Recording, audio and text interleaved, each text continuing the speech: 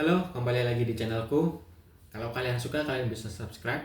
Tapi kalau kalian tidak suka, kalian bisa komen di kolom komentar dan juga berikan kritik dan saran yang bersifat membangun supaya aku bisa memperbaiki channelku di kemudian hari. Channelku ini bersifat sharing pengalaman-pengalaman supaya kalian bisa mengambil manfaat dari pengalamanku. Oke, kali ini kita akan membahas mengenai perubahan diri dan juga pertumbuhan pada manusia atau diri kita. Pertama, aku ingin bertanya pada kalian, apakah kalian pernah menjilat ludah sendiri? Kalau aku pernah. Menjilat ludah sendiri ini sama seperti ketika kita ngomong sesuatu yang itu tidak akan kita lakukan, tapi di kemudian hari kita melakukannya. Kalau menurutku itu sesuatu hal yang normal. Kenapa? Karena berarti itu kita bertumbuh. Pada hakikatnya manusia pasti mengalami perubahan, kecuali perubahan itu sendiri. Sebagai contoh, ketika kita melihat album foto kita waktu kecil, kemudian kita bercermin saat ini, pasti ada perubahan-perubahan, baik dari fisik, penampilan, ataupun gaya.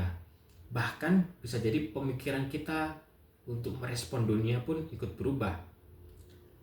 Nah, karena itulah berarti manusia itu bertumbuh mulai dari anak-anak menjadi dewasa seperti ini. Namun perubahan bukan sesuatu hal yang aneh. Tapi kalau ada orang yang tidak berubah, itu yang bisa kita sebut sesuatu yang aneh malah. Perasaan asing itu juga kadang muncul pada hubungan pertemanan kita. Yang dulunya kita akrab, kita sering bermain bareng, terus kemudian merasa seperti asing. Itu karena masing-masing dari individu kita malah mengalami pertumbuhan.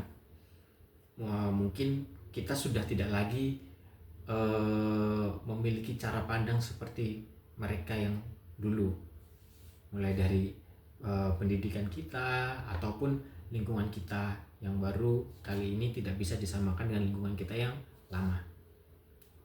Nah, namun kalau dariku, perasaan itu bukan seperti merasa kita kehilangan sesuatu. Itu tidak bisa diartikan seperti itu. Karena menurutku itu kita aja yang menjadi asing pada sesuatu hal yang baru itu. Karena kita mendapatkan versi baru dari diri kita. Kita tidak kehilangan esensi diri kita. Kita tetap seperti diri kita, namun kita mendapatkan versi kita yang baru. Nah, untuk tanda positif pada pertumbuhan, perasaan tidak familiar pada diri kita sendiri adalah tanda yang baik. Ini menunjukkan bahwa kita sudah bertumbuh dan menjadi pribadi yang lebih matang. Adapun merasa asing pada diri kita yang versi baru ini, itu memang sejatinya kita pasti merasa tidak nyaman. Rasa tidak nyaman itu bukan berarti kita gagal untuk bertumbuh, melainkan kita sedang mengenal diri kita dengan versi baru kita.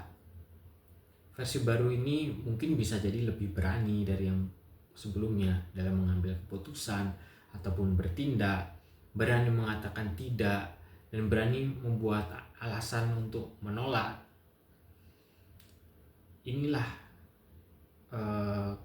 kompilasi-kompilasi dari pengalaman-pengalaman kita, sehingga kita bisa mengupgrade diri kita menjadi lebih baik. Versi baru kita ini mungkin tidak sempurna. Tentu saya yakin tidak ada manusia yang sempurna dalam mempelajari hidup. Namun ini merupakan versi yang nyata dan juga otentik yang kita jalani dari pengalaman-pengalaman kita, baik pengalaman suka, duka, rasa kecewa, ataupun rasa terkhianati. Itu merupakan pengalaman yang bisa membuat diri kita tumbuh. Nah, mungkin masing-masing dari kalian ada yang merasa bahwa versi baru dari diriku ini tidak tidak seperti apa yang aku inginkan, atau bisa dikatakan gagal. Namun gagal bukan berarti sesuatu yang menghancurkan dunia kalian. Itu bukan sesuatu dari akhir hidup kalian.